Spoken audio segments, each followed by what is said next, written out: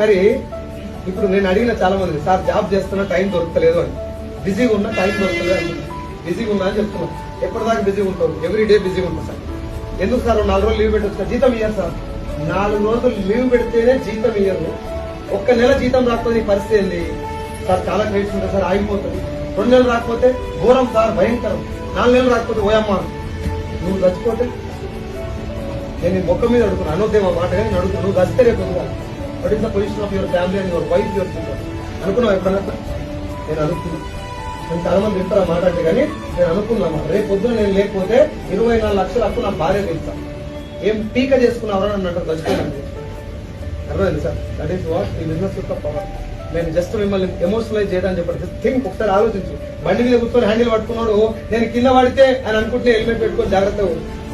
కార్లో కూర్చున్నాడు, సీరింగ్ మీద చేయబెట్టగానే యాక్సిడెంట్ అయితే అని భయం అయినప్పుడే సీట్ బెల్ట్ పెట్టుకొని జాగ్రత్తగా ఉంది.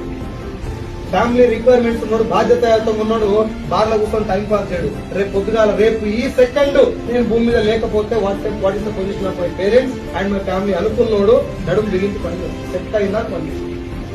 ఇప్పుడు నేను భూమి మీద ఉన్నా లేకపోయినా నా భార్య నెలకు 6 లక్షలు వస్తాయి. ఇంకా బయటకు వెళ్లాల్సిన అవసరం లేదు. నెలకు 6 lakhs. దీనికోసం ఏం చేయాలో చేస్తారా సార్? నువ్వు భూమి మీద లేకపోయినా నీ భార్యకి నెలకు 1,00,000 రూపాయలు.